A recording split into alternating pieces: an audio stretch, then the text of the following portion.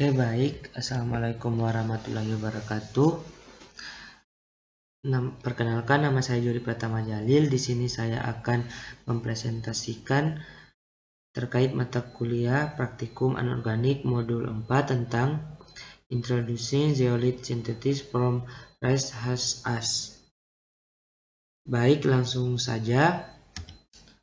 Tujuan dari praktikum ini yaitu sintesis zeolit dari abu sekam padi. Zeolit dapat disintesis dari larutan silika dan alumina yang mengandung alkali hidroksida atau basa organik untuk mencapai pH tinggi. Sebuah silika gel alumina akan terbentuk melalui reaksi kondensasi. Kebanyakan zeolit dibuat melalui sintesis hidrotermal.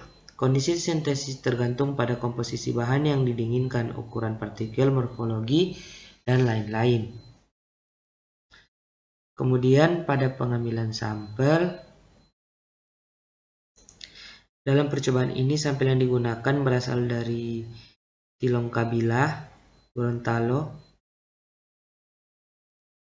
Dalam pengembangan potensi dan kandungan sumber daya alam di Provinsi Gorontalo terdapat beberapa peluang investasi untuk dikembangkan, seperti investasi di bidang agrobisnis atau pertanian dan perkebunan. Kemudian setelah itu masuk pada preparasi sampel.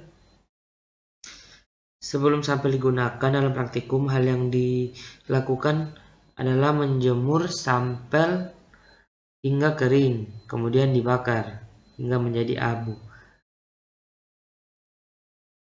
Lalu masuk pada prosedur kerja. Pertama yang dilakukan adalah menimbang sampel abu sekam sebanyak 15 gram dalam 3 perbandingan. Selanjutnya dilakukan penambahan NaOH sebanyak 3 kali, pembanding dengan variasi berat 10 gram, 8,75 gram, dan 7,5 gram dengan tujuan perbandingan berat NaOH sebagai pembanding.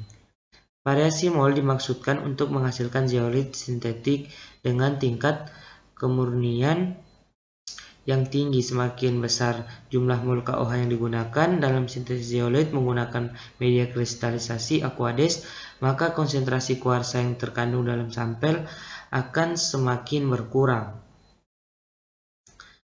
Dan fungsi lain dari penambahan NaOH itu dimaksudkan untuk mengetahui pengaruh NaOH sebagai sumber gugus K+ aktif yang berfungsi sebagai penukar kation dalam adsorpsi logam, kemudian melakukan penambahan AlSO4 3 kali. Pada percobaan ini dimaksudkan sebagai bahan baku yang mengandung unsur yang sama dengan abu sekam padi, ditimbang sebanyak 3,75 gram untuk 3 perbandingan masing-masing, kemudian ditambahkan Aquades sebanyak 15 mili. Setelah selesai menimbang masing-masing sampel itu, melarutkannya. Ketiga bahan tersebut dicampurkan pada masing-masing sampel. Variasi mol NaOH dan Al2SO4 3 kali. Tiap reaksi yang terjadi antara abu sekam padi dan NaOH kemudian diaduk dalam gelas kimia yang dipanaskan agar semua silika dalam abu sekam padi dapat meleleh. Pengadukan membantu mempercepat pencairan silika yang terkandung dalam abu sekam padi.